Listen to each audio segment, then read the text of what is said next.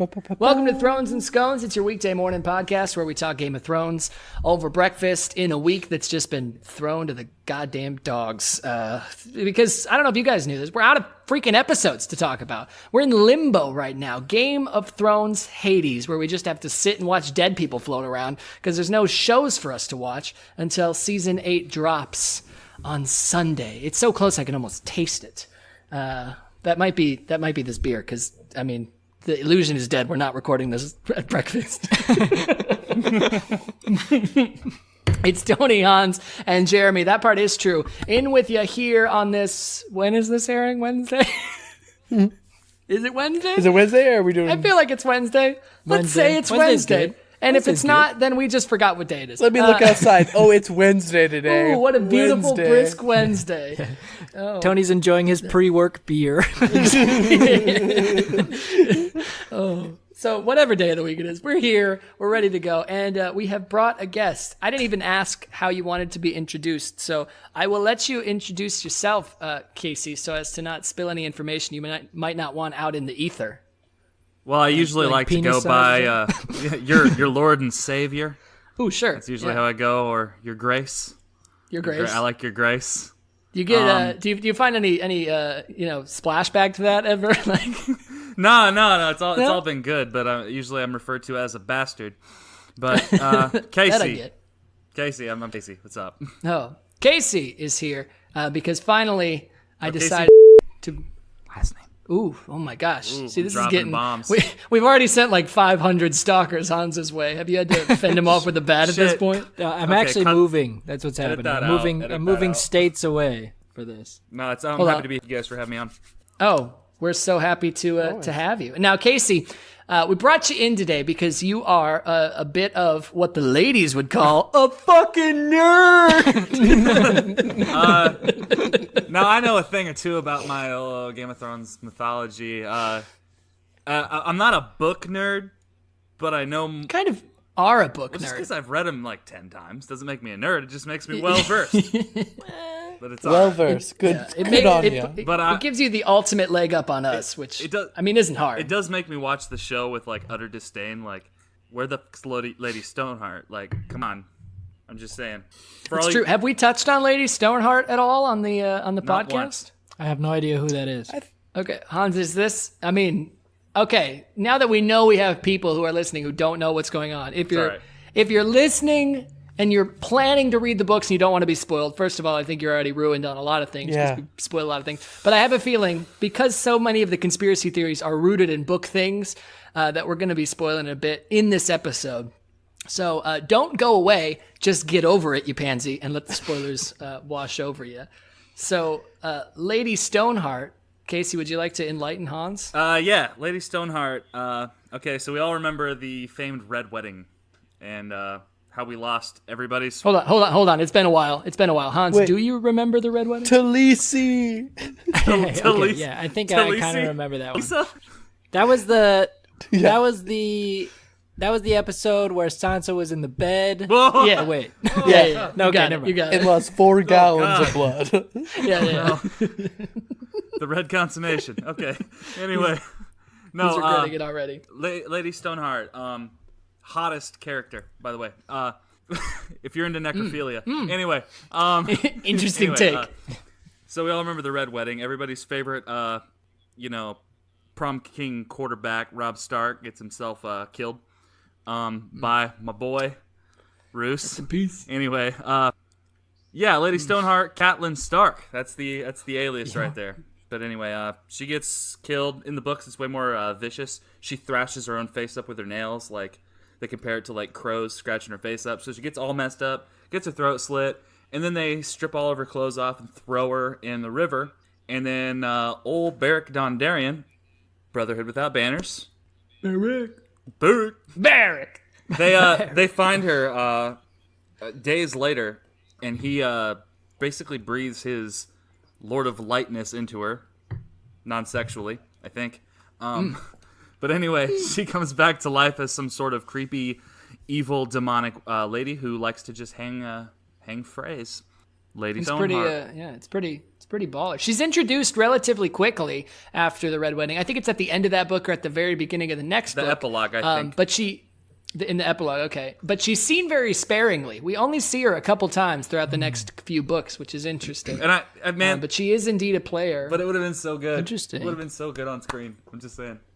Well, I understand why they cut it out. I think it's a lot for people to focus on. And had they brought a main character like that back to life, on TV, they wouldn't have gotten away with just bringing her in every 12 episodes for no reason whatsoever. Like, people would just be pissed. They'd be like, wait, I don't understand. Well, we would have wanted Mr. Stoneheart. Bring me Ned back. Come on. That's true. We would have wanted Ned back. And I think in the books, this does kill Barrack, right? Like, Barrack's I think out. it does take him out of the whole Yeah. situation. But So, I like Barrack a lot, so I'm good with it. I like Thoros way more. he's dope but dude. it's fine. So, R.I.P. in the books, can Barrack revive people? I think that's the only time Yeah. he does it. He kind of passes his light on. Gotcha. But it does kind of lead into like the season 7 situation where he goes north of the wall with everybody. Like, so if that does go on in the books, Right. I mean, is that similar? Is it not? He's also undead. I don't know.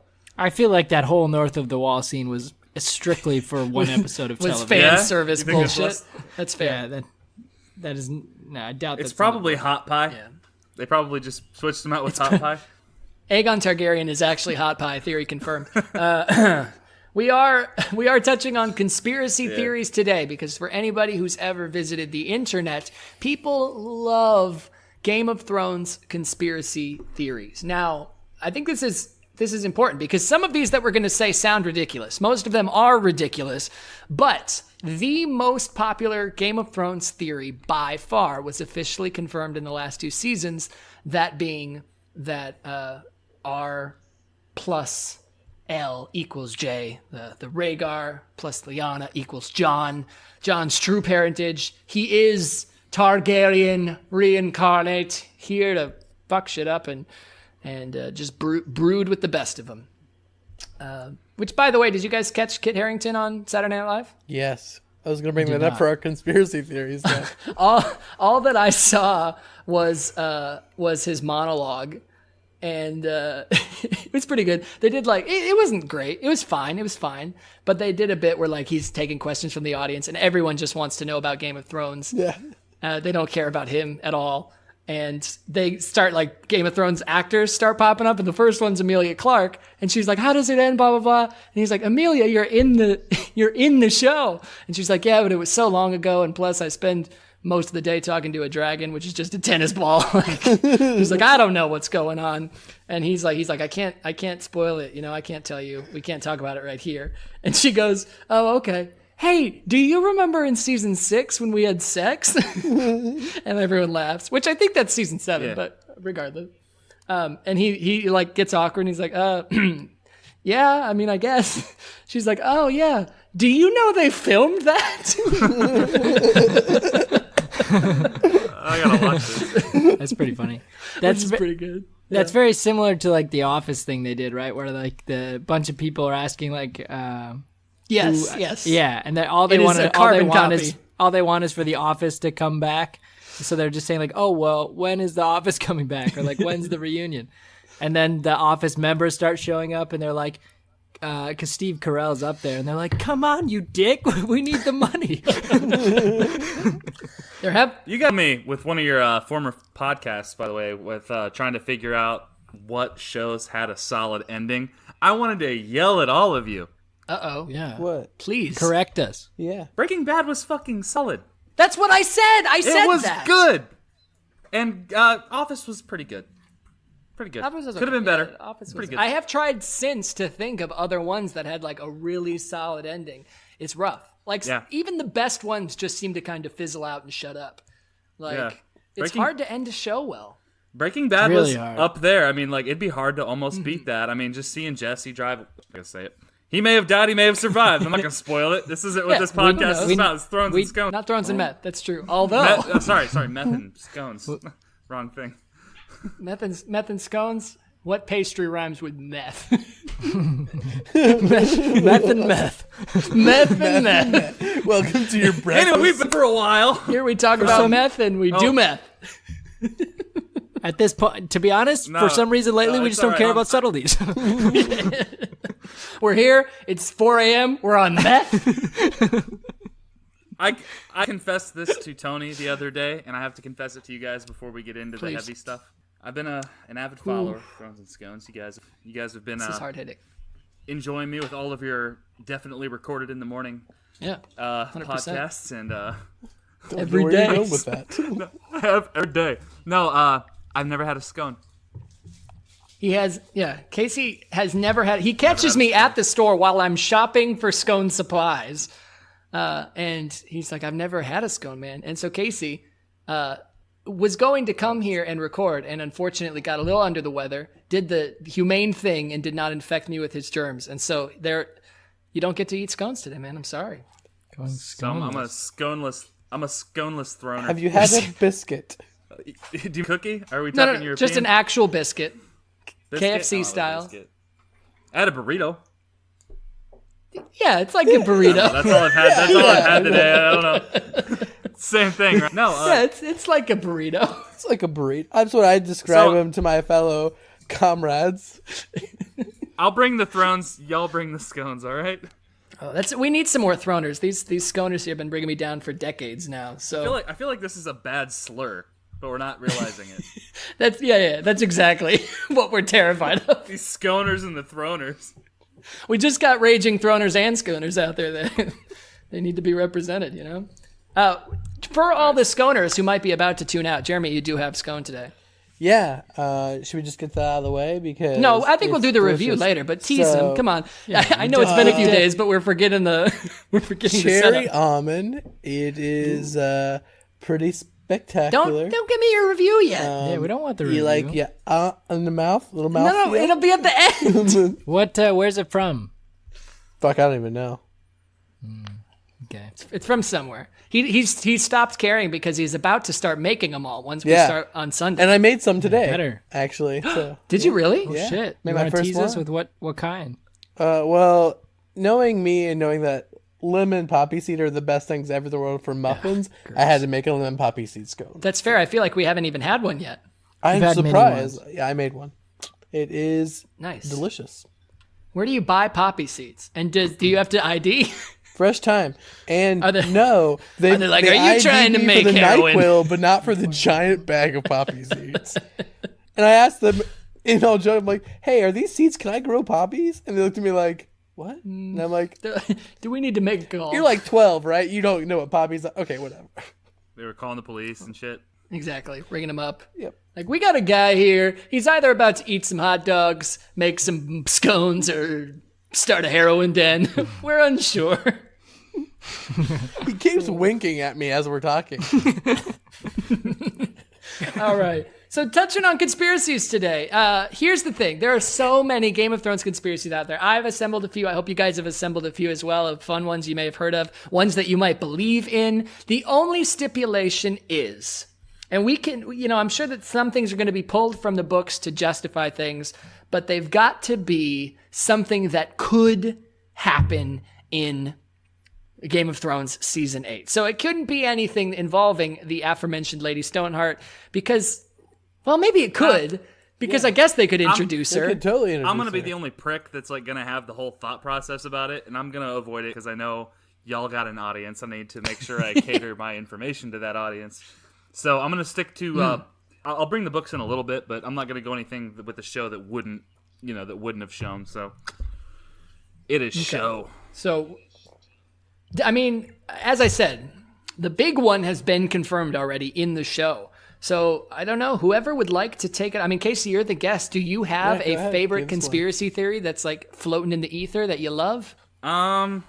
Not a specific conspiracy theory. There's one, and I freaking just told you I wasn't gonna carry in what the book said. But okay, everybody's ready for Clegane Bowl, right? Indeed. Hans, you know about Clegane Bowl? I mean, I assume it's just the two Cleganes going at it. You got it. You got it. Well, they're fighting. Ideally in a They're bowl fighting. full of tapioca pudding. Yeah. they're going at it in one way or another. But no, there's one line that does come from the books that brings another character into the fold. Now, I don't know if I want to really chime in on this. It's a book to show possibility. Now, Chime. Bring that in chime. the book, Bran is having a vision because Bran basically, ties everything together. And in that vision, he sees, I can't remember exactly how it's phrased, but it's basically seeing a dog going against a man who does not have a face beneath his helm, which in the books, instead of having a deformed face, Sir Robert Strong, a.k.a. Gregor, doesn't actually have a head, I think. I think it's just an empty hole. He doesn't, yeah.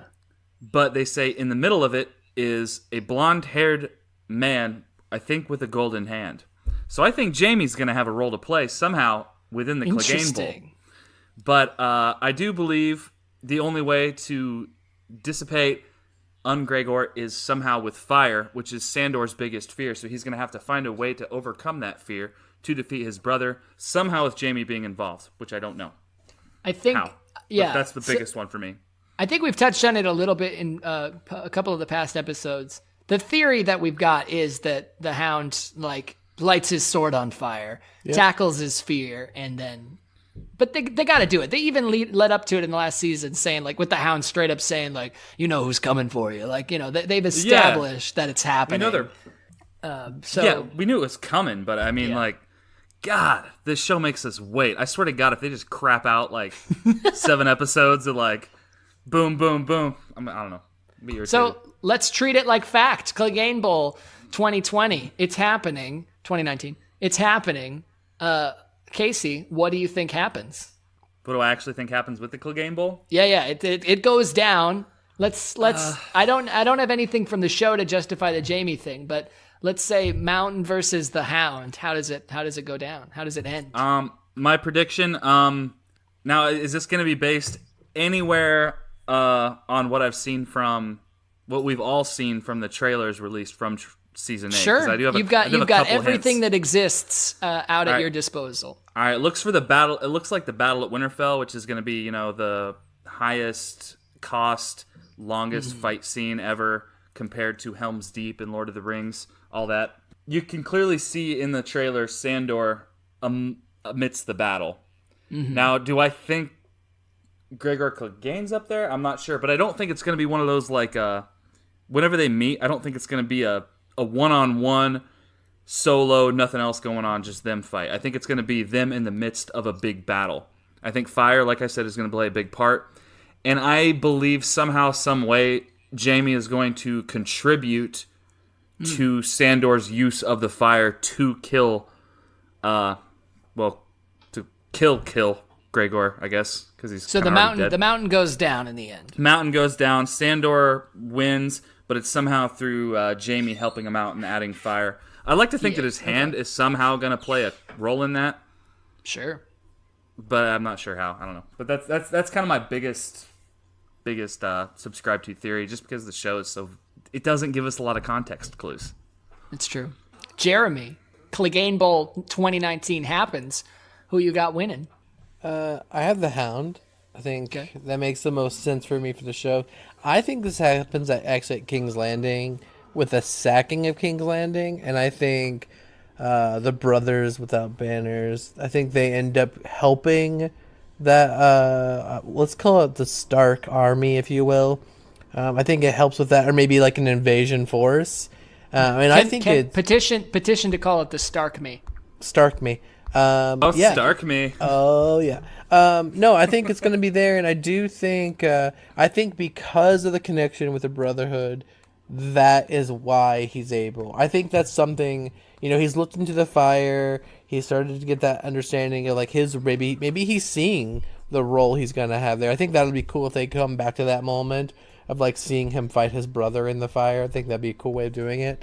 As for the whole Jaime thing, it's funny. I remember that, and I don't see how Jaime can have a meaningful role in that battle, because who the fuck cares about what Jaime thinks between these two, right? It's the only thing that I can think of. Unless is Jaime's Gregor's, with him.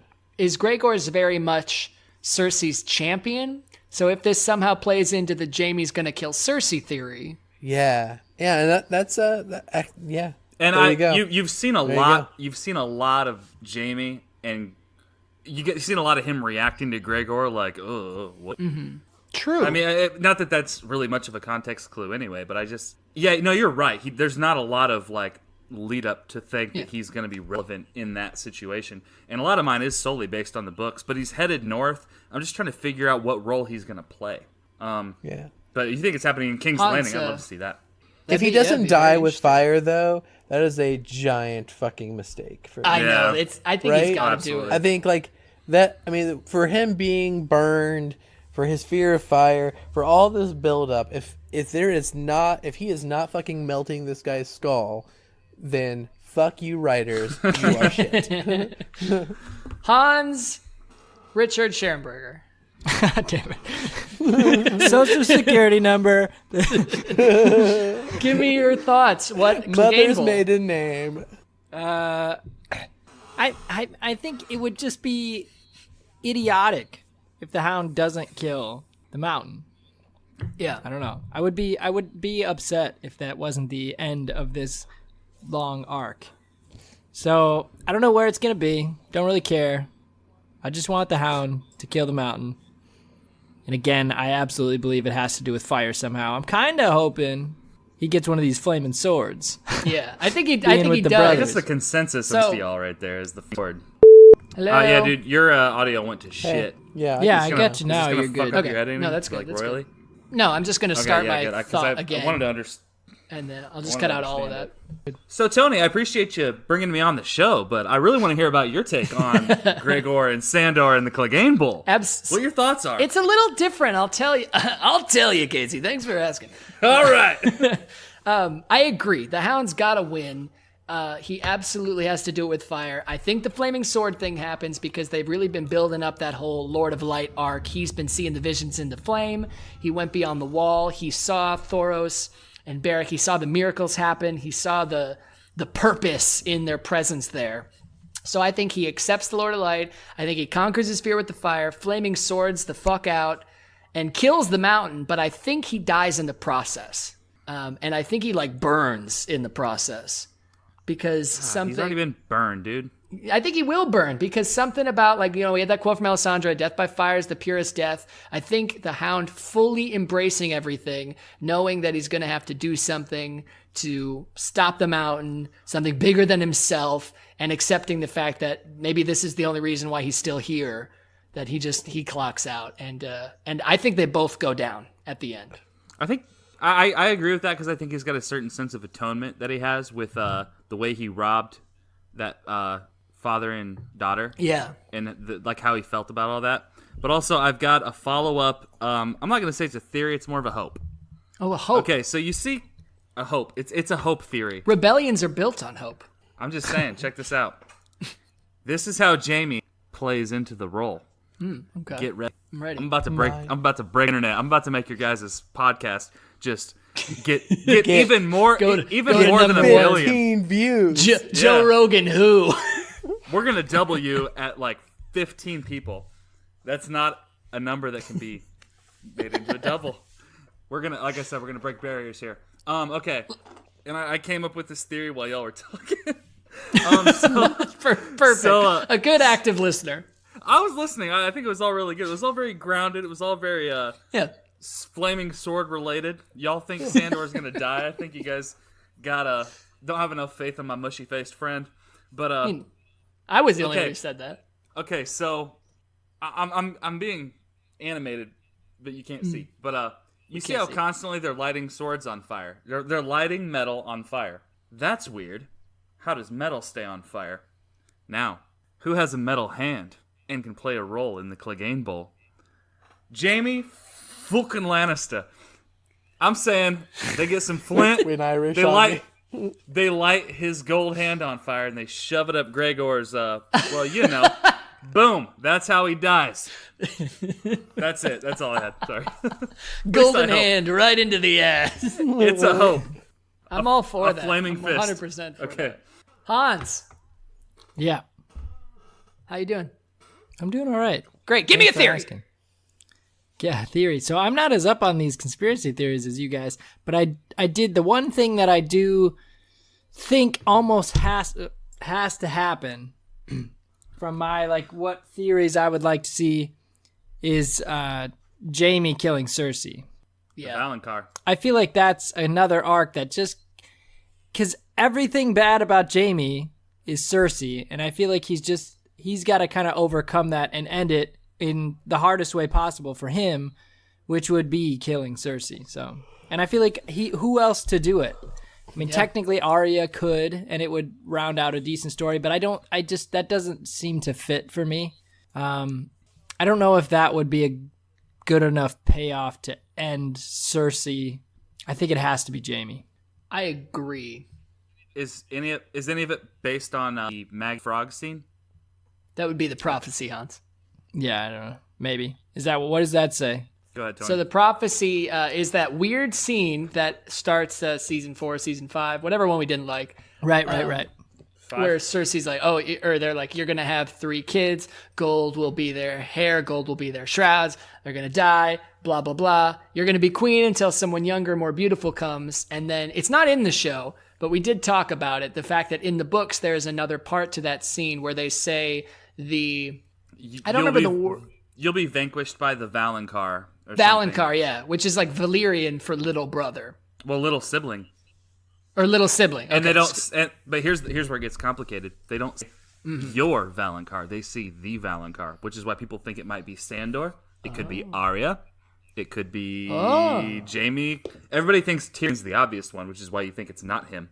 But I think it totally has to be Jaime. I agree with you, Hans. I did see a theory today when I was going through them that says that it's going to be Arya wearing Jaime's face, which I don't think would be as satisfying at all. I think it does have to be Jaime. We've talked about Jaime being a very good tragic character, and I think unlike the Sandor thing, Jaime survives the end of this.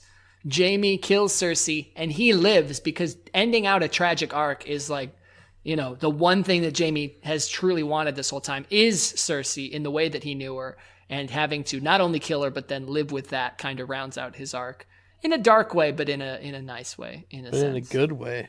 Yeah, in a great way. We want her dead, and we want him to kill her. We don't want him to rape her. well, we just want him to kill her. It's not just vanquished by the Valonqar. It's the Valonqar wraps their hands around her neck. And vanquishes her. Now, that's another part that goes against the Jaime theory is because it says a plural of hands, wraps hands around the neck. But that's splitting hairs. I mean, if Jaime has a flaming golden hand. Oh, God. If he uses that same hand to fist Gregor that he uses to choke Cersei, dude, I'm good. Season 8 is good for me. I'm sold. Yeah, I don't care what else happens at that point. Ooh. Jeremy, do you have thoughts on Jaime killing Cersei? Is it going to happen? Yeah, to be honest, I don't know if he is going to do it or if he's going to allow it to happen. But I feel like that's something that just has to be there. He has to have a part in it. He has to, and Cersei has to die in season 8. Like I mean, we can talk all kinds of theories on like who ends up on the Iron Throne at the end, and you know, and who comes away at the end. For me, Cersei has been created in a way of removing all that is evil in a way by taking her out of the Game of Thrones. I did recently read something that commented arguing that she has played the game the best and therefore deserved to be alive at the end. And I don't disagree with that. I think she has played this perfectly, actually, through this season 7. I mean, she got a shitty hand dealt with her with... knowing that all of her children are going to be killed, and she still rose through power, survived the, fucked up,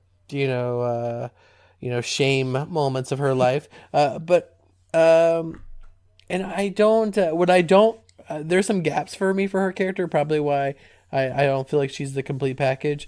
Although she is. Those are nice tits, by the way. We can just talk about those again. Digression. Let's get back to the point. She dies. I think Tyrion kills her. I think that's cooler because I think it's almost satisfying with her dying by Tyrion because she has a fear that he's going to do it. And I think that would just be epic. But wouldn't it be so much cooler if she doesn't in 100 years think it's going to be Jamie?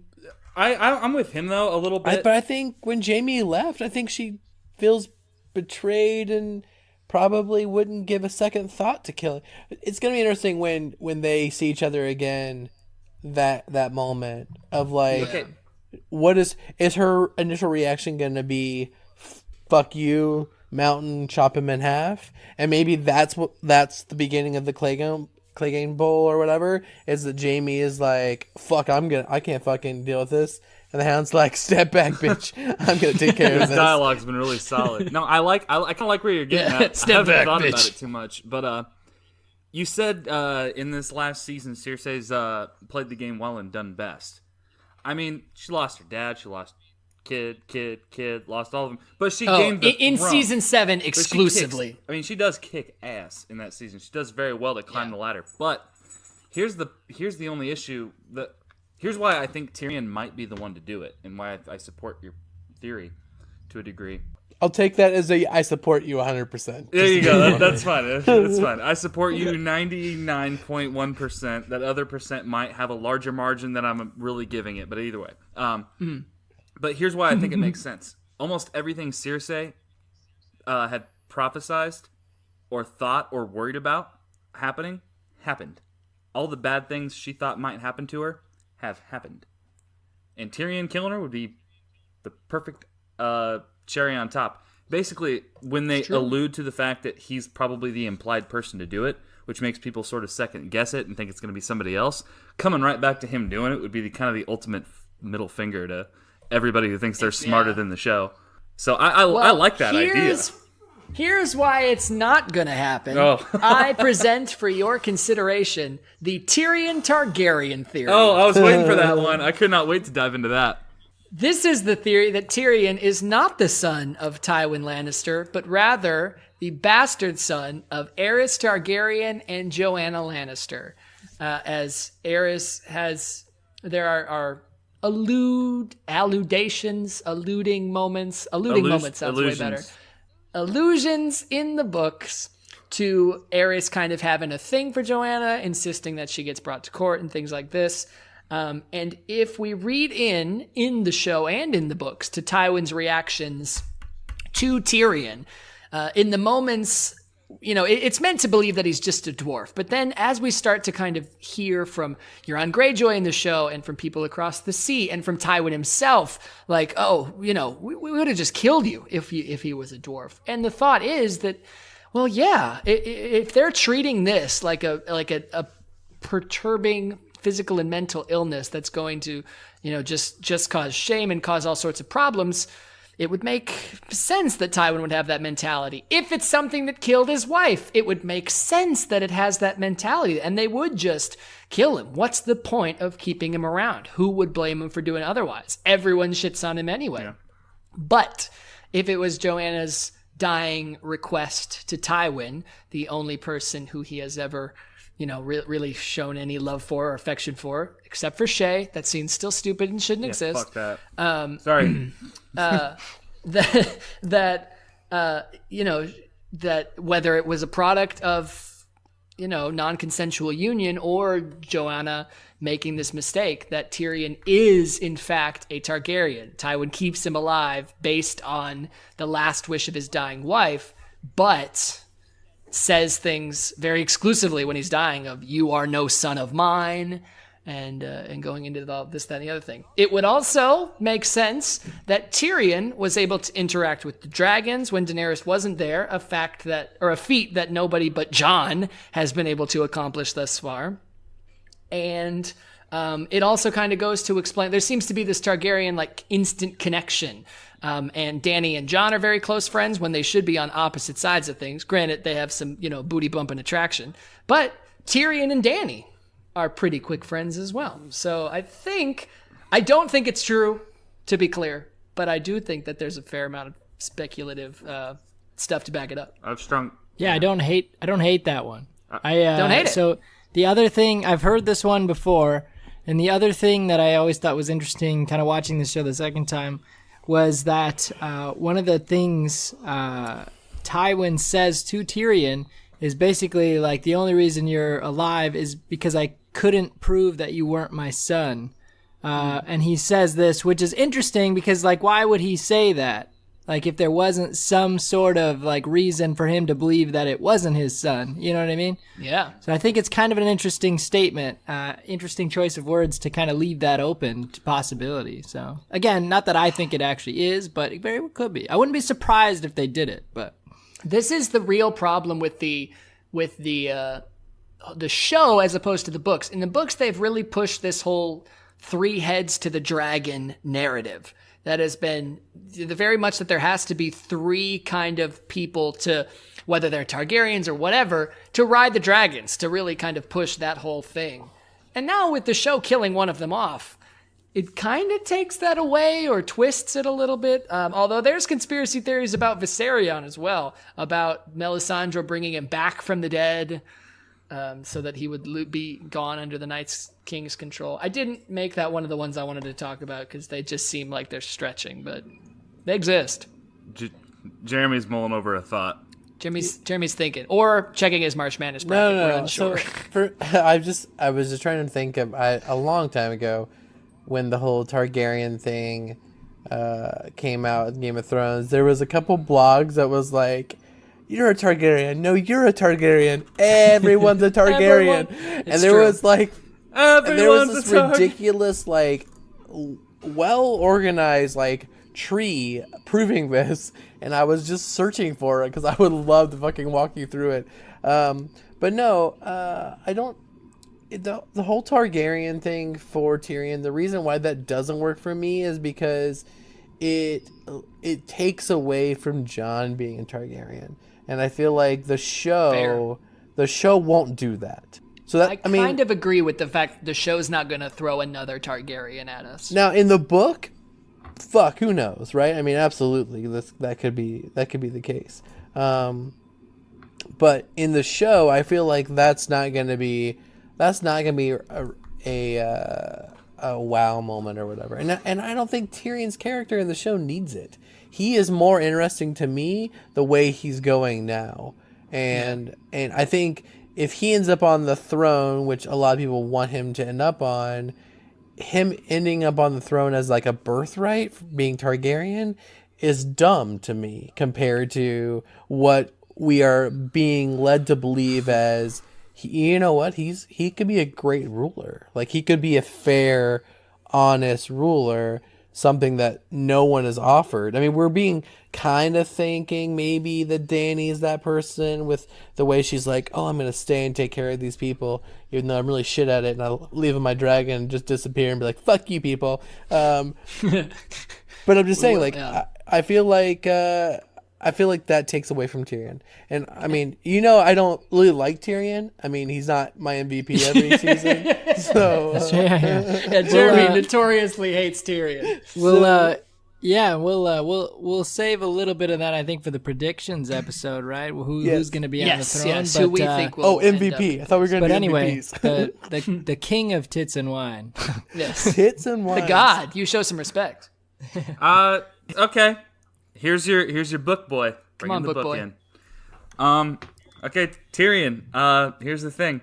His very birth, as Tony was speaking about earlier, with Joanna and the Mad King Aerys constantly make comments about basically as a king's right to screw, Yeah, basically Prima nocta. Get to the bride before the main guy does. But either way, he constantly made little japes about that to Tywin, and it really drove Tywin insane because his father Tydos was such a pussy. He let everybody push him around. That's why Tywin was such a hardcore badass. By like 21, he was like hardcore as hell. So he talks about how he can't prove that Tyrion's not his. When Tyrion was born, he wasn't born as your standard Lannister, blonde hair, green eyes, not a dwarf. But he was born a dwarf, and his hair was to be described as a mix between Golden Lannister and Targaryen white. He also was said to have had 2 separate colored eyes. Targaryens had purple eyes, dark purple. That was what they were said to have. Lannisters always notoriously had green. Tyrion was born with black and green. He had a black eye and a green eye. So he was all kinds of twisted up. Now, his deformity is not just, random out of nowhere, especially when you consider that families inbreed for years and years, which is something the Targaryens did for a very long time. So if you take one person who has these mad characteristics and inbred genetics, they could crap out of Tyrion pretty quickly. So the idea that he might be a secret Targaryen, I think, might be more book-related than it is show-related. It would not do as much justice in the show as it would in the book, for sure. Yeah. No, for sure. But how well the dragons took to him, because they made sure to show scenes like the dragons take to Daenerys very well. The dragons take to Jon very well, and they were all very similar scenes. Just like with Tyrion, the dragons took very well to him. The dragon must have 3 heads. Maybe we're gonna... I'm not saying he's gonna get a dragon. I'm saying by accident. I'm saying if he ended up with a dragon, I'd be happy. Now, I will just say, and I want to get to there's a lot of theories, and I don't want to spend too much more time on this one, but I will just say, for a quick counterpoint, there is an opposite theory to this, which is that Cersei and Jaime are Targaryens. Same type of thing, Joanna having an affair with King Aerys, but it kind of serves more to the Tywin-Tyrion relationship. Tywin obviously hates this guy, but the reason he's keeping him around is not because of any last thing of his wife, any last will. It's because Tyrion's his actual only real son. And he hates him because of what he is, but he keeps him around because it's kind of his only hope, because deep down, just like he doesn't want to recognize that he knows about Cersei and Jaime, he doesn't want to recognize that he knows that they're not actually his kids. Yeah, but I mean, he was totally ready to just send him to the wall. Oh, yeah. I don't think there's a ton of validity to it, but the theory does exist. I do love your devil's advocate approach. Yeah. I think we're fair and balanced. That's what we do. I think we should really talk about who the hell is Jaime's real parents, because that dude does not have blonde hair. It's true. You want to put forth any conspiracy theories of your own here? I don't have any, no. I'm going to go ahead and say, let's make it, who would be old enough? Let's make it Balon Greyjoy. Oh, God. And Balon Greyjoy and like the oldest of Walder Frey's daughters. Oh, Olenna, dude. Oh, and Olenna Tyrell. Yeah, that would make it good. He's definitely he's a Walder Frey Olenna baby. Oh, they're both gray. Nobody knows. Oh, what a weird night Nobody knows that what would they be. used to look like. All right, Jeremy. That'd be the sassiest night of all time. Jeremy, give me a conspiracy theory rolling around in your noggin. Okay, so I'm actually going to go grand because I feel like there are so many. It'd be interesting to see what your favorite is in this. So let's talk some faceless men. Because that is some mind trippy shit in this show. True. If anyone can be anyone. So what I'm going to say is Littlefinger was not killed.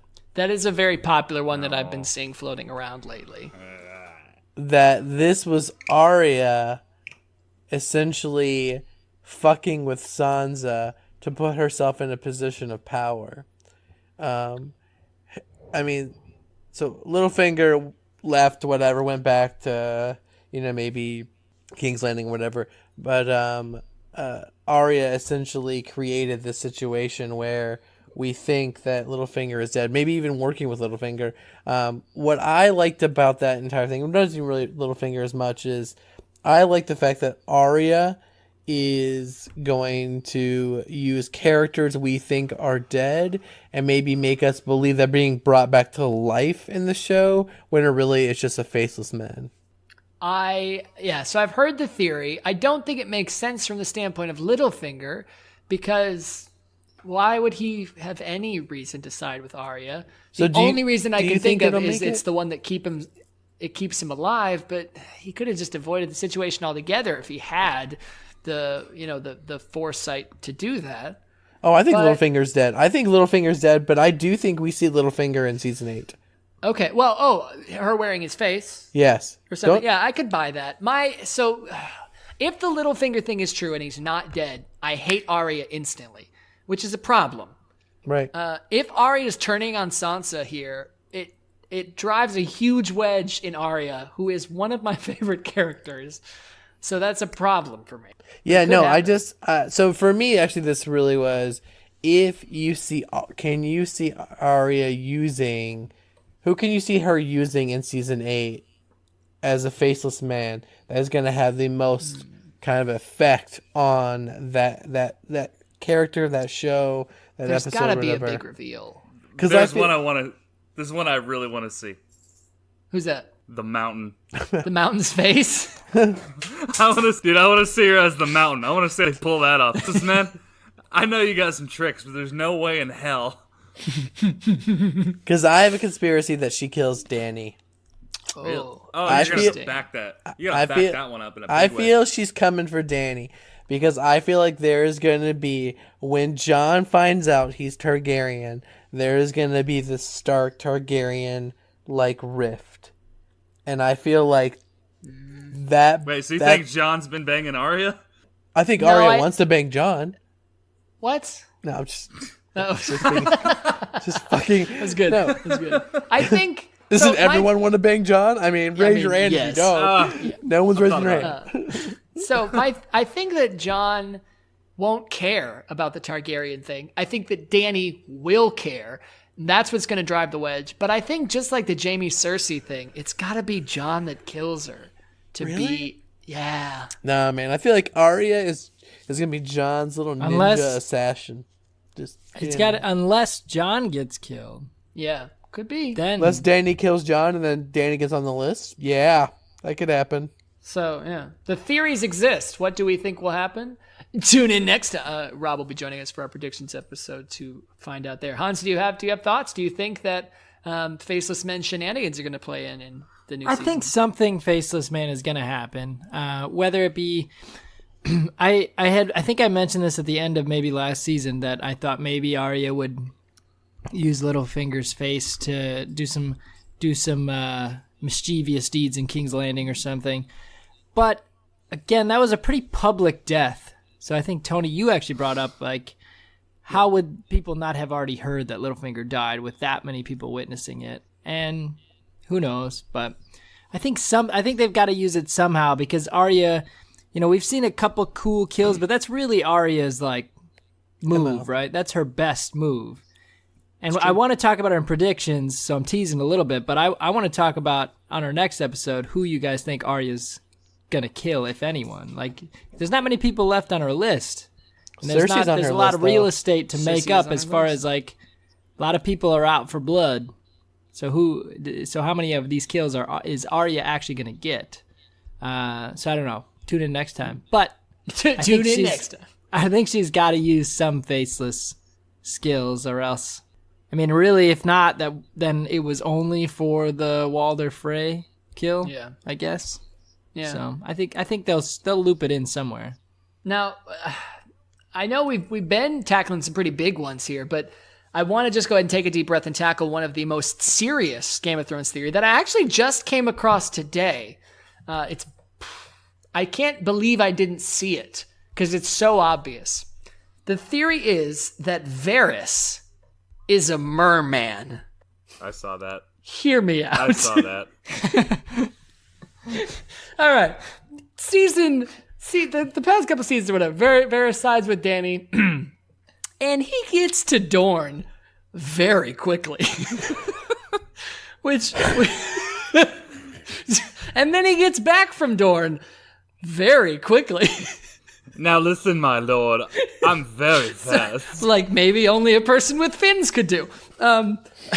Also, he keeps talking about like who he's serving, the realm, the people. He's for the people, blah blah blah. But he's also making decisions that kill a lot of people. So he can't be for everyone unless he's for the mer people. Because Dany has all these dragons. They could melt the wall, flood the kingdom, and create mer heaven. So I didn't read this far that's into it, but I did literally catch the certain best things. part of it. Do you remember? Do this is making. you remember the content you had? From the show? There's one part where he talks to, I can't remember what ruler it is at this point because he serves everybody, and they're like, blah blah blah, and I'll have you thrown into the sea, and he goes, you may be disappointed with the results. Yeah, he's like, gonna the big turn fish around eat and the little freaking fish, and I keep swimming. Swim at you. Also, he's constantly hiding his feet. You can barely ever see his hands. Confirmed. I tell Yeah. you what, there's a lot of theories that have a lot of less water to hold. No pun intended. So this makes sense too, because when he's in the brothel and the chick like reaches up his goes for his privates. It wasn't because there was no penis there. It was because it was very obviously a mer penis. Yeah, and I mean, prostitutes are familiar with mer penis, so that's actually like, wow, I didn't expect that. that tiny scaly penis.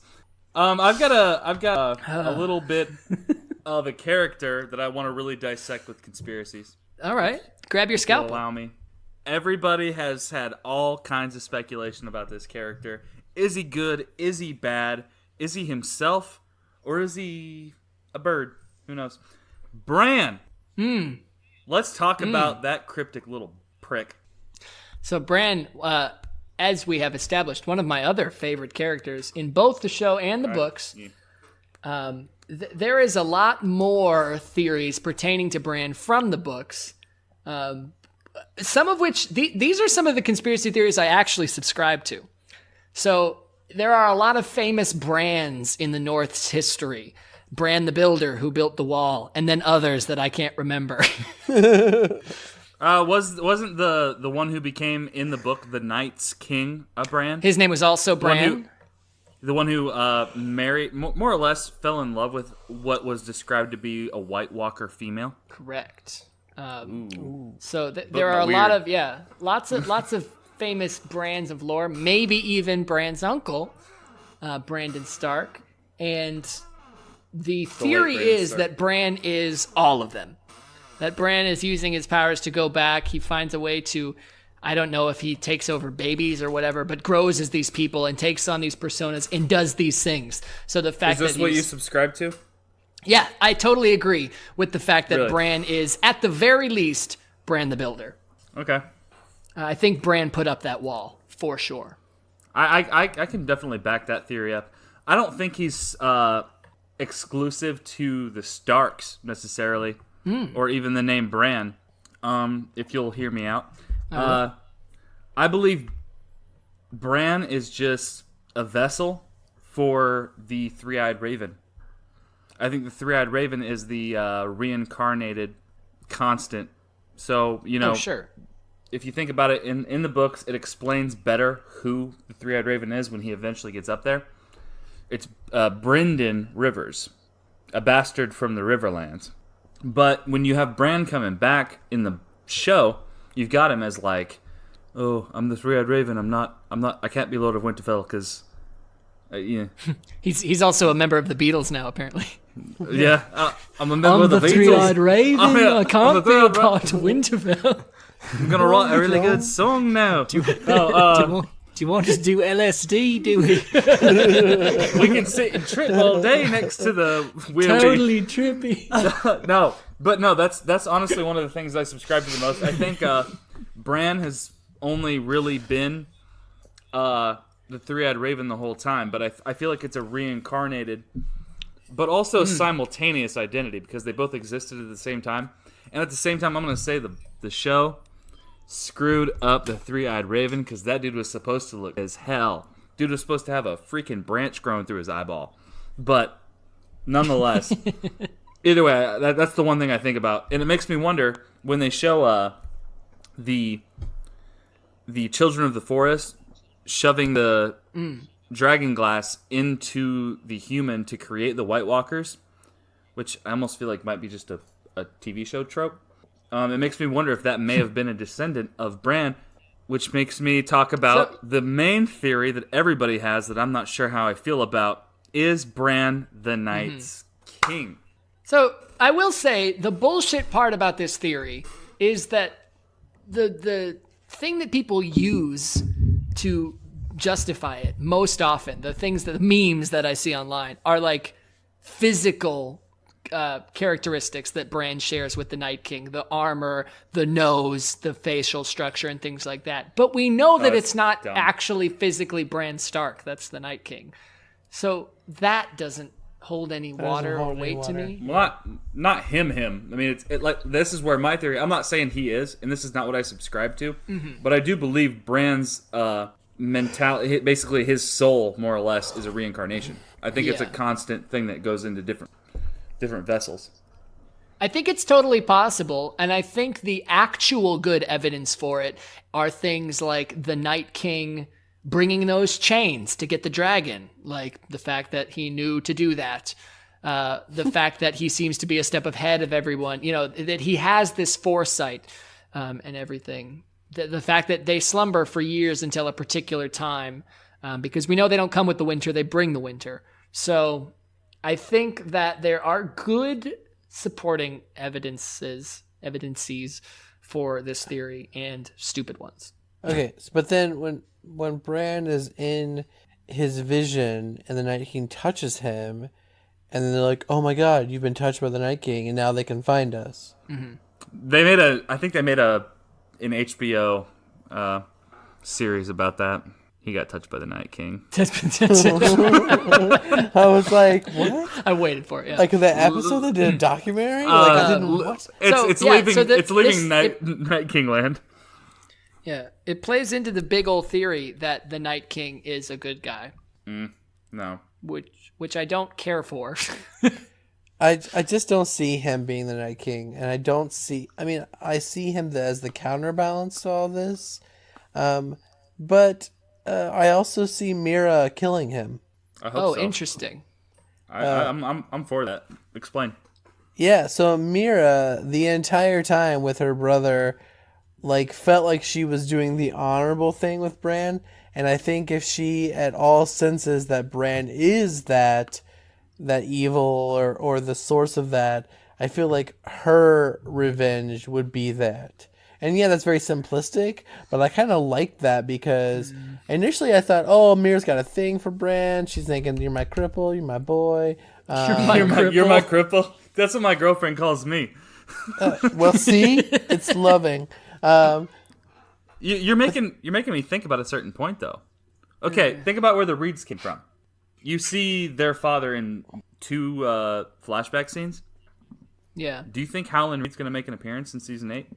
No, because here's the thing. They have so much to wrap up in season 8. If they try to make non-important characters important, they shoot themselves in the foot. Yeah. If they try to tie the Reeds in, it does the same thing as trying to make us care about Rickon when he's dying in the Battle of the Bastards. It doesn't work because you haven't set up the precedent Rickon, for it to work. He was work. a little douche. I didn't care about him. I'm glad that arrow hit him. I'm glad he didn't serpentine. OSHA. I'm glad he didn't. I'm the one person that's like, I'm glad you ran a straight line, you little prick. You needed to get shot. Look, that ground was muddy, and there was a lot of like horse hoof places. You couldn't step really well, so you just chose a straight line you ran. Okay, he could have torn his Achilles, which would have been the real bitch move. What if you fell? What if you fell in that situation? Thanks, Tony. He makes the joke because I tore both of mine last year. Anyway, also I make that comment partially because I'm pro Ramsay. I am Team Ramsay. You guys actually brought something up. Is there a Team Ramsay? Listen, Get the fuck off our podcast. You guys, this is the worst statement ever. Asked a question a while back in the podcast, and I wanted to chime in so bad. You guys were like, should have hit our email up. Yeah, you should have emailed us. I follow you on Instagram. I've listened to your podcast a lot. I'm giving you more than about 99.999% of the world. Just kidding. That was mean. No, that's probably accurate. To be honest. Yeah, fairly accurate. I'm gonna rub it in, but you guys. Olivia says, "Fuck you." You guys said who is worse, Joffrey or Ramsay? Mm-hmm. And it was not a solid Joffrey, and I'm confused by that. How is it not? I don't mean a worse character. I mean a worse person. Yeah. No, worse person. That's what I'm saying. Yeah. Who's worse, Joffrey or Ramsay? Ramsay. Ramsay's at least calculated. Joffrey's just whimsical and stupid. He does bad things because bad whimsical? things are fun. Ramsay, he's like, I'm gonna do them because I have a reason to do them. He might do bad things, but at least he has a motivation. Joffrey's just stupid. I don't. No, I agree I that Ramsay's don't smarter think- and he's a better character, but he does worse He things. does worse things. Doesn't make him a worse person. At least he has. Yes, it at does. least he has. Yeah, it Whoa, absolutely whoa, does. whoa, whoa! That's literally the argument you make when someone's worse. No. You don't just go, "Oh, I did bad things. I did worse things." That's okay. You're probably He not had a worse person reason than to do me. the bad things, whereas Joffrey did not. He just did them No, he because doesn't. could. What reason did he have for his dogs to just eat that chick? Power No and reason. intimidation. Power and intimidation. I would have done it. I would have done it. Joffrey. Are did you it saying just you would have because fed the chick to the dogs, or you would have eaten the chick like a dog? I'm confused. Joffrey goes, "Oh, I'm gonna go ahead and fill this hooker full of arrows and chop this very noble lord's head off because why not?" Yeah. Ramsay, he's like, "I'm gonna use this for leverage, and I'm gonna do this for the betterment of the people around me." Now there I was think a person that case in his, could be made with Roose Bolton, not Ramsay Bolton. Yes. and Hitler probably, but Oh my god. he wasn't a See, good guy.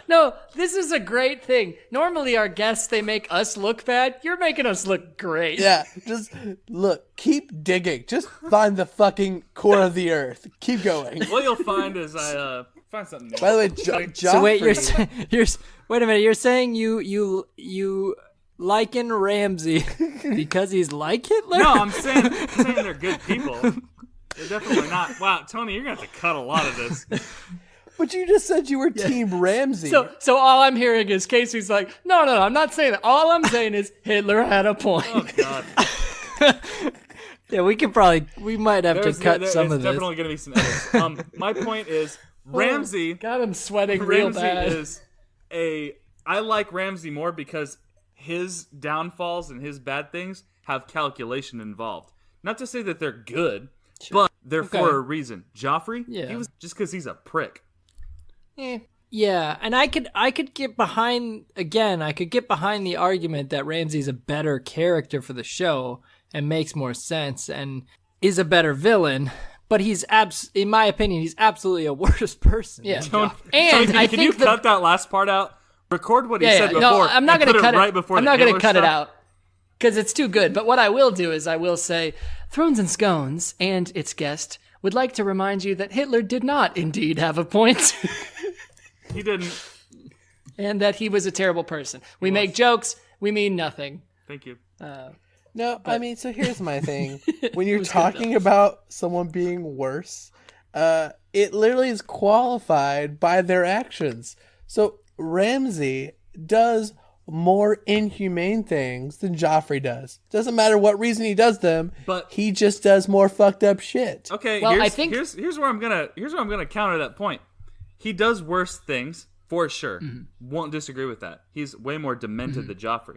Ramsay has a selected circle around him. This is where he's likened to Hitler. Doesn't make him okay. Doesn't make things better. Oh, it we're back going around. back in. I'm just saying. My point is, it doesn't make him a better person. It makes him, I guess, more interesting. Okay, still not good. Still not good. Yeah, there you yeah, go. I'm fine with. We've already made that point. Okay, yeah, that's Can fine. we just that's fine, move that's fine. on?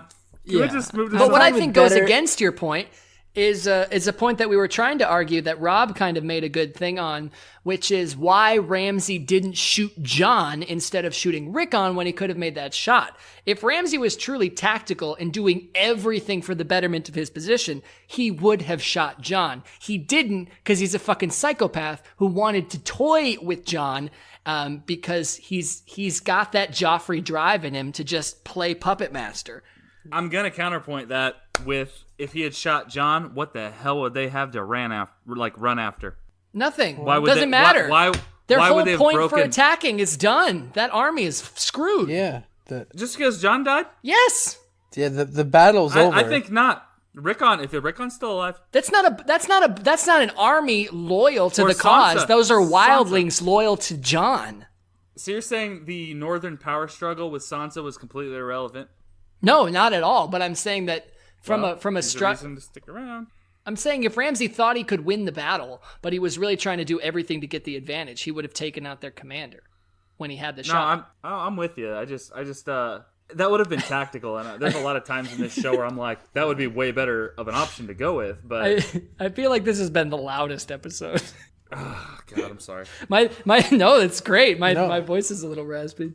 No, I'm sweaty. I'm sweating. Yeah, I just ate a bagel. Usually when you find yourself siding with Hitler, you get a little sweaty. I'm not siding with Tony. I need you to do a lot of cutting because I'm not siding with Hitler. Oh, we'll do some editing. Don't you worry.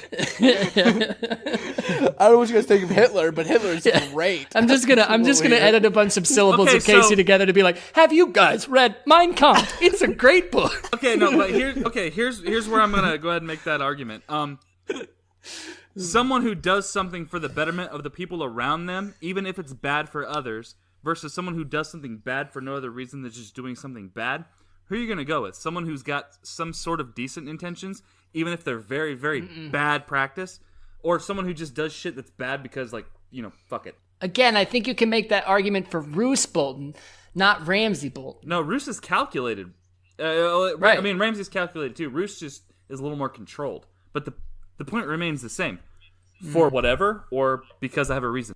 I think. Yeah, I feel like you're almost making- at least the way he came off to me, and again, I didn't read books, I don't know all that stuff. But in the show, the way Ramsey came off to me was very selfish. Like, it doesn't seem like he was doing anything selflessly for other people. Well, no. Yeah. So it was more for the betterment of himself than anything. But Yeah, I mean, mostly. I also think you're also underselling Joffrey because we don't know. I mean, Joffrey was young when he became king. If his power play was for everyone to think he's crazy, therefore he could keep control, that was the most brilliant power play for him to have. Interesting point. And we do learn from the scenes with Arya in the theater that the world has a bit more of a white knight impression of Joffrey than we do. I mean, I understand your point, and we've killed that because it's wrong. But my thing is, we don't get enough really for Joffrey to. I mean, yeah, he's a psycho. We know that they're both psycho, but Joffrey's being crazy could have been literally how he was going to survive in King's Landing. If everyone thought he was unpredictable and vicious and cruel, then his enemies wouldn't try to overthrow. What is he in the book? Like 12? No, 10? that's why he got killed, because he was unpredictable. That's why he got killed entirely, because he didn't have any motive. He was just cruel for the sake of being cruel. Whereas Ramsay, he was cruel somewhat for the sake of being cruel, but also somewhat for the sake of he knew what people thought of him, and he used that. Joffrey, he was just a douche. I'm not saying Ramsay was necessarily better. I think he used it, but he also then lost control of it, right? We really derailed this whole conspiracy theory episode. We're Don't going to have to say cut all of us. this and put it into something else. like I was waiting for. I liken him to like Mussolini. Did you know him? He was like this Italian guy. It's me, a Joffrey. Like a spicy meatball. Don't even get me started on Stalin. All right. Cool my body off a little bit. Who's got the next conspiracy theory? Ooh, let's see. I have a couple of them. Gangle, Valonqar, must be Stark and Winterfell, the Tombs, Theon, Yara, Danny and Jon. What's gonna happen? What do you guys think? That's prediction. Sorry, wrong one. Is that a prediction or conspiracy? I think we got to though? save it for a prediction, but it ties in to, is it Danny, is it Jon, or is it somebody else? Who, if anybody, is the prince that was promised? Jon, Yeah, I think it's Jon. I also think it's Jon. I think it's Tyrion. 100%. Wait, did you say it's Brienne? No, Brienne? no, I think it's Tyrion. Oh, Tyrion. It could be Tyrion.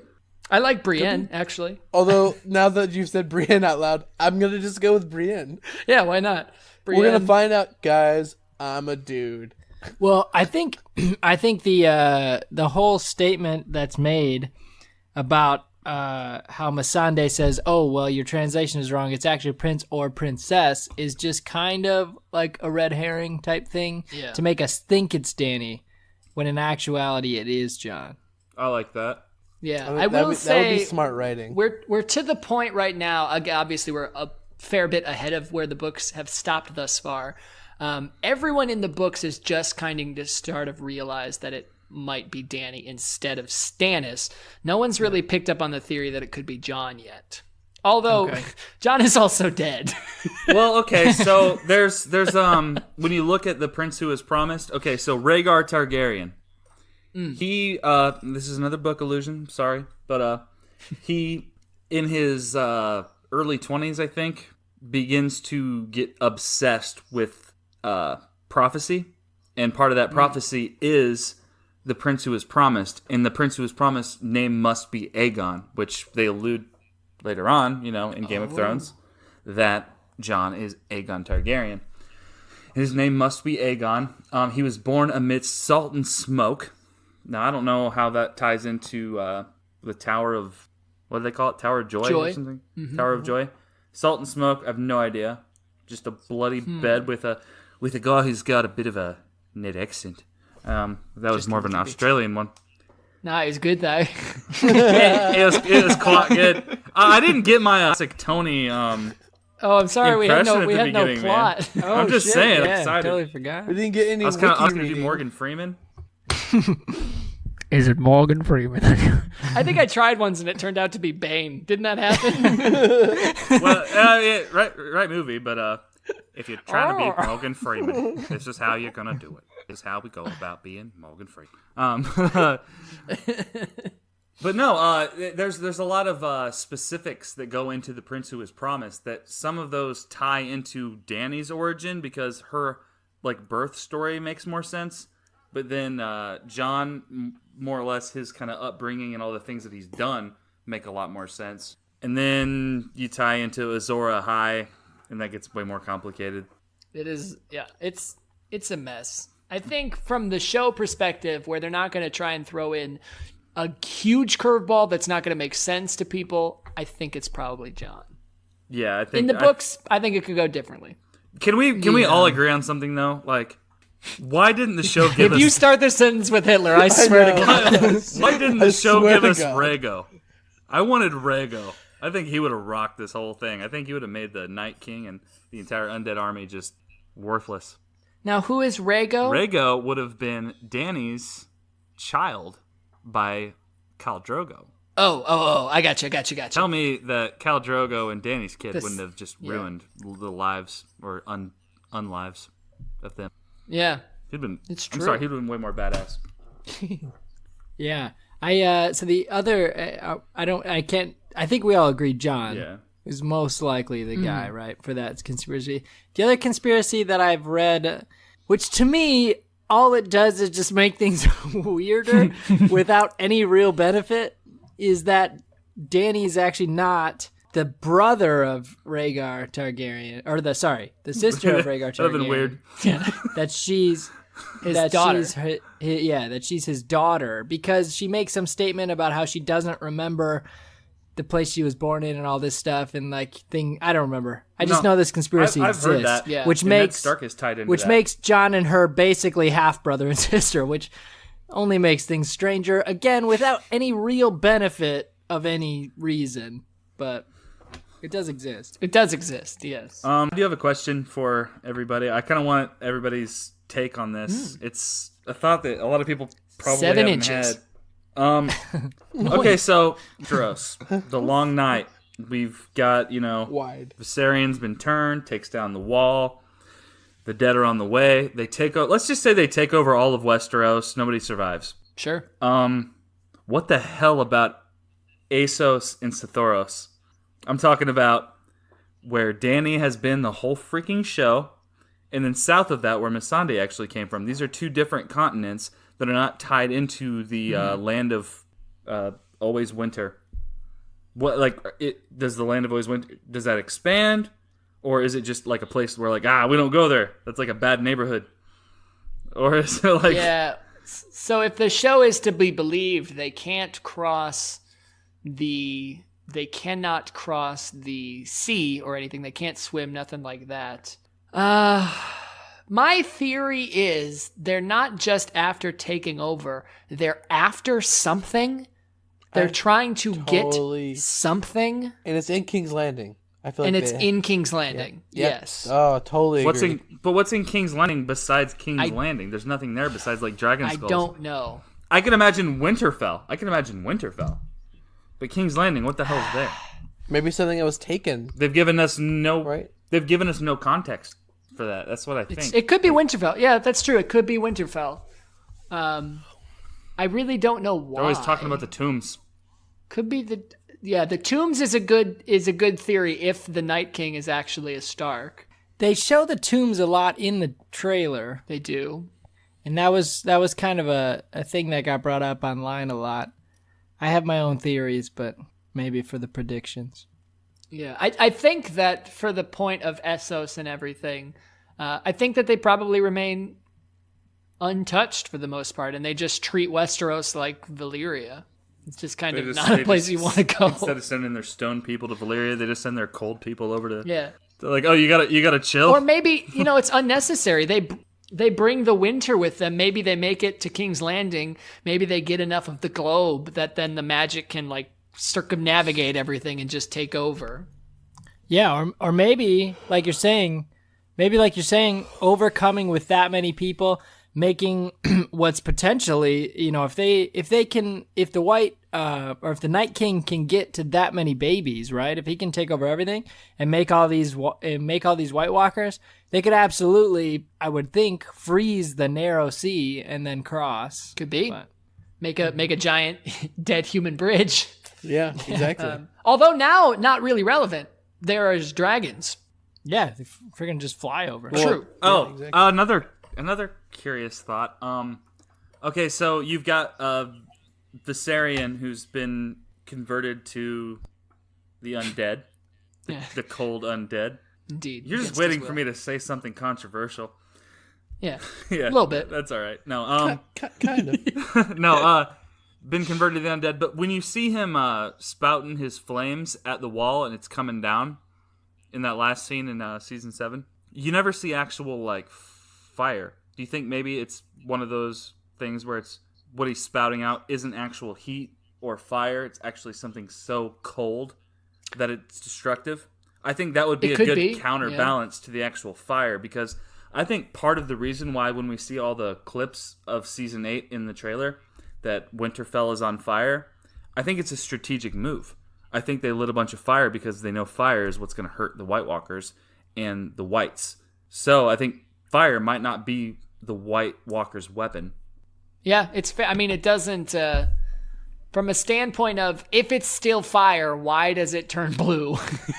Well, I mean, I think it could just be some a manifestation of energy. I think or it's something pretty cool. it's like blue fire is closer to white fire, which is hotter. Yeah. As far as science goes. But I'm thinking they might use it as almost like a dry ice type situation. Like it's hot but it's cold.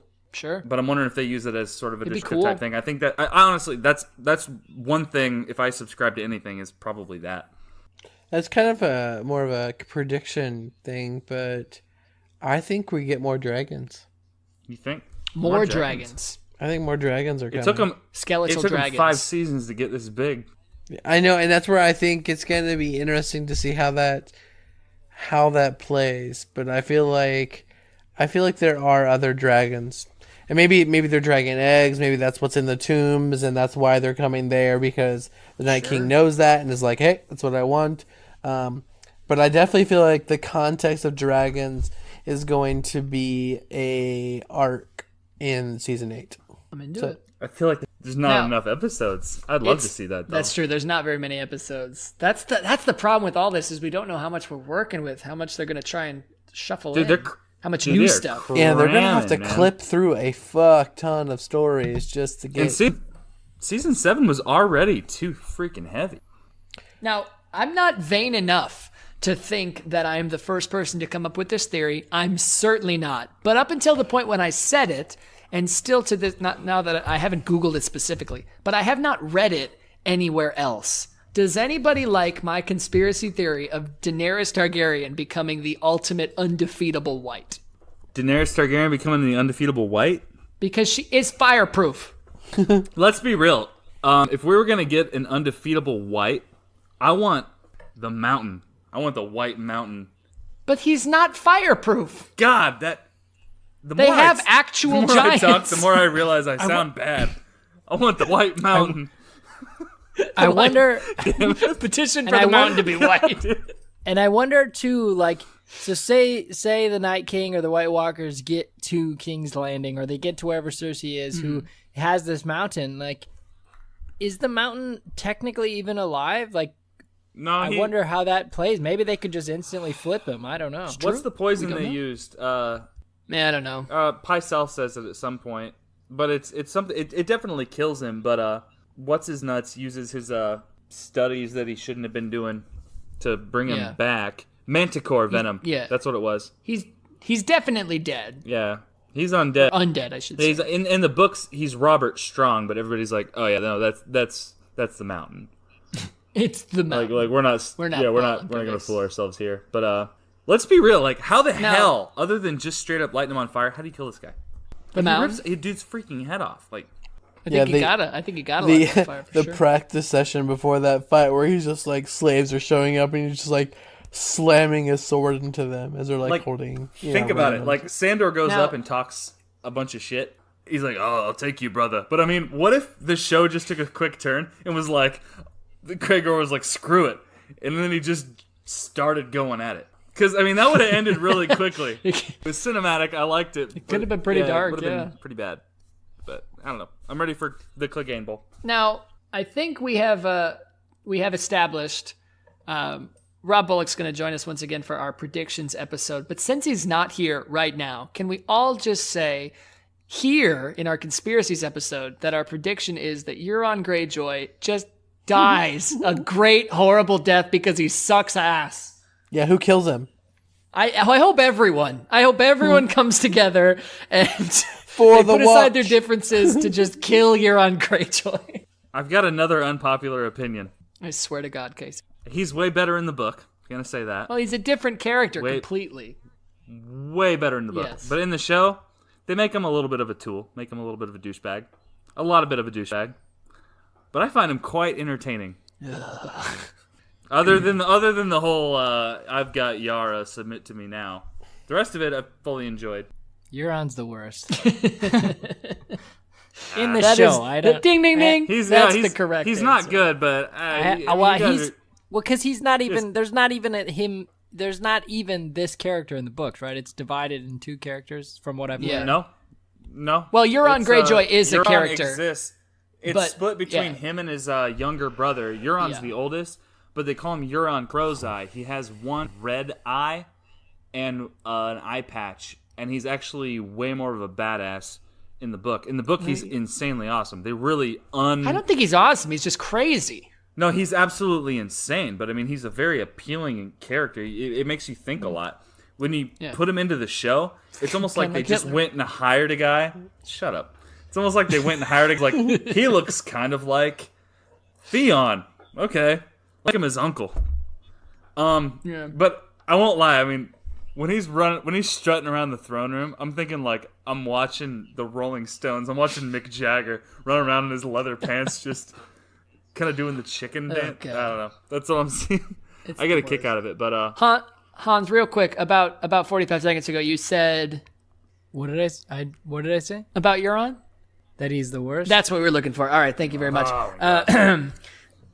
Just moving on real quick. I only have one more theory that I wrote down to talk about, and that is because we have established we don't think Cersei will have time to give birth. Cersei, in her ultimate play for power, sells or trades her baby to the Night King. I actually like that.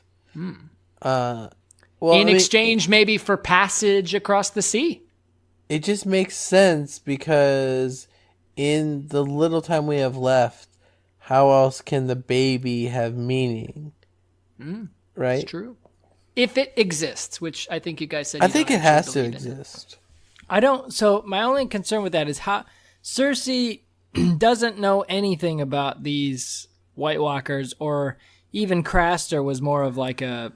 True. It's questionable how much he even knew about it. It was more just to keep him safe.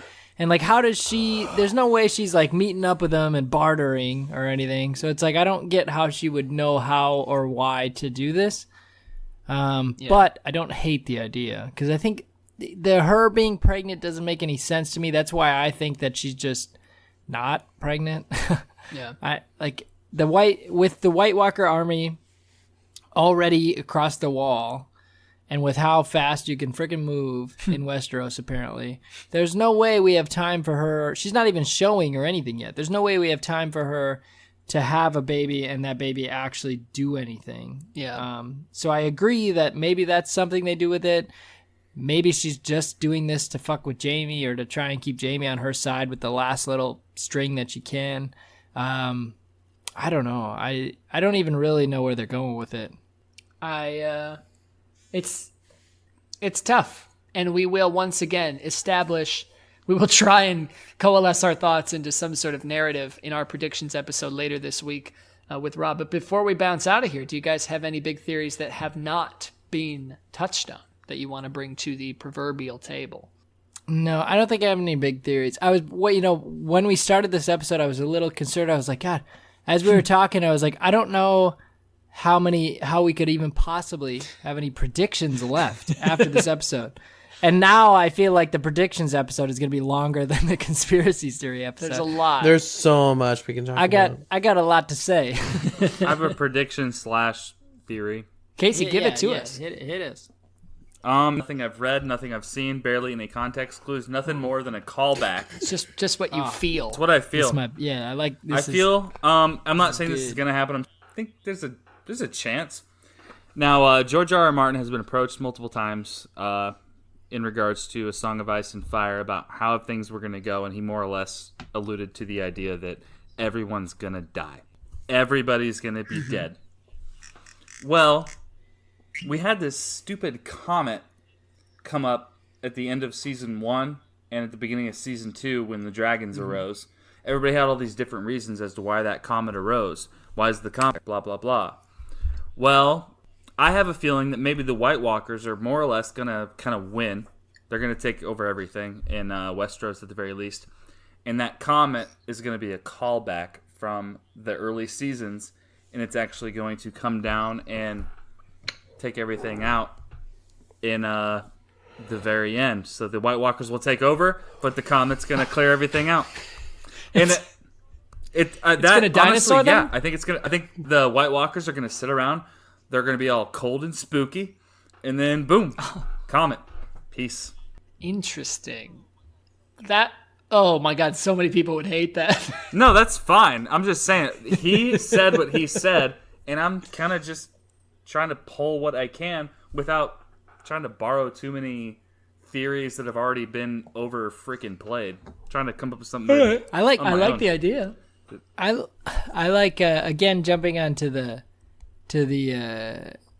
yeah. I mean, I think bringing that back is actually pretty good because the whole comet thing didn't make any sense to me in the first place. It gives it a purpose. It's the sign that the dragons are back. As if, like, dragons being born makes some celestial body just, like, exactly fly past the earth. It gives it a reason to I'm sorry, be you part can't of the try to narrative. throw in real-world astronomy into a world with magic. I don't know. I don't get it. You don't know what I don't get Westeros space looks like. it. Yeah, I don't know. The comet was pretty huge. If that thing hit what is apparently a smaller planet than Earth, yeah, that sucker's decimated. Well, where's the comet been for 5 seasons? It's a good point. She's making her lap ASOS. back around. I don't know, man. The comet's been in Azos. But it gives it a purpose. That's my thing. So- it gives it a reason to exist, Let other than like prophecy. me ask you guys about this this book stuff because I don't know. So there's Westeros, yes. there's Essos, and then there's the southern one. What's that one called? Okay. Is there any other continents that we know about, or is that the planet? Australia. There's Australia. Yeah. Yeah. And then if you go west enough, you hit the US. I don't know if it's ever established if there's some sort of like because even Arya says it in the show, like what's west of Westeros. I don't know if circumnavigation is a thing that exists. Well, it's a flat Earth, and Trump put up the big old ice wall, so yeah, we're good. Yeah. Westeros is all that matters. The rest of it's whatever. No, I don't know if there's honestly like a northern area other than the land of always winter is what they call it. But Sothoros and Essos is huge, and to the what is it? The east of that is it's where Melisandre and the Shadowlands of Ashai. That's where it's supposed to be like super real yeah, creepy. like witchcraft like constantly, and that's where the dragons were supposedly originated and whatever else. But and if we're trying to throw geography onto things, I think only in Westeros have we ever seen anything pertaining to snow. So if this is a globe, we are seeing not half of it, but maybe even only a quarter. that's what I'm talking about. I'm saying that's what I said earlier. Like if and when they take over, is everybody else good? Yeah, who knows? All right. Yeah, although the only time we've ever really, I guess Winterfell technically always kind of has snow, right? And the north has snow, so that doesn't make any sense that only the White Walkers bring the winter and the snow. But I was just kind of wondering, is that even a part of this world? Is the climate thing even a thing? Or is it just the existence of these White Walkers that bring that snow and cold and things, and maybe just because they're slumbering a certain distance away is why the north is that way, because Maybe. I don't know. This is going to sound nerdy, but I'm assuming that Westeros is only Westeros because these people aren't really able to conceive what the axis would be on their planet, and Westeros would be more like Northeros, and everything below that is more like sort of on the equator, so they're just screwing up the direction, which is why it's cold here and it's not cold there. But Sounds like a delicious breakfast cereal. I'm grasping at straws at that point. But Tony, the two things that have happened: I've not seen anyone take a single bite out of a scone, and I've not heard you do a voice. How dare you? I did Bane. You did Bane? There was even some Freeman in there, maybe? Well, I did yeah, a Freeman. little bit of terrible Freeman. I can never tell if it's Bane or Freeman. But I kind of want to hear. I want to pick one character, and I want to hear all three of you try it as a listener request. Lord. Shit, I would love to hear Jeremy and Hans do anything, as they always refuse this. But now we have an outside observer asking for it. You can't say no. You'd break his heart. Is there? Please. There's a character that I always find that when I'm doing the voice for somebody, I always end up turning into. And I'm sure you guys have done this before, but I want to hear all of you do it. Okay. Hitler. Nine. I want to hear all of your best Jorah Mormont, because I know you hate him. Khaleesi. All right, go ahead and roll call. I feel like I only know the word Khaleesi from Jorah Mormont. Khaleesi. Well, Khaleesi, I've got the skin on me and it's bad. What are you doing? All right, Jeremy, you're up. Khaleesi. Let's see. I'm trying to think of something else he said. Give me a line. Yeah, give me a line. That's what Jorah we'll do. line, let's see. I pledge my sword. Khaleesi, I pledge my sword for now and ever. Khaleesi, I pledge my sword now and forever. It's a little Batman. I'm the Batman. All right, you're up. Give me the Batman. Oh, dear Lord. I only know how to do Khaleesi, which is, again, just Batman. I feel like it's probably a little more like European than that. Okay, if you don't want to do that, then you can give me your best Varys. Ooh. I'd love to hear that. Varys. Yeah, let's hear it. Me. I feel like he does that meh sound. He's got sort of a sassy voice. That was really I'm a say it. Southern. That almost sounded like he was from Georgia. I'm a Georgia man. All right, you can. I'll give you a Varys. I'll give you a Varys here real quick. It's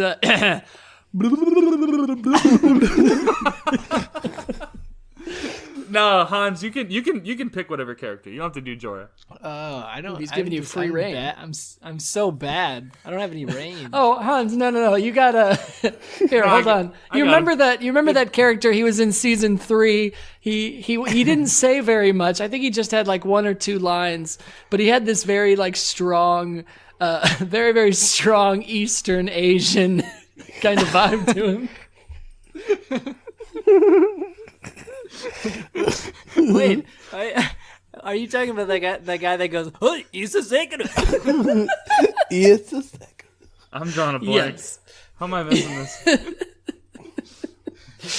Zipunga. It's just you must have missed that episode. It was a good one. You should go back. No, I doubt it. I feel like you guys are doing something more offensive letting on. It's Hans's only voice, okay? Is it hentai? It's a hentai voice, isn't it? Yeah. He's big into hentai. Well, This immediately got worse. Not only am I racist, now I'm only into hentai.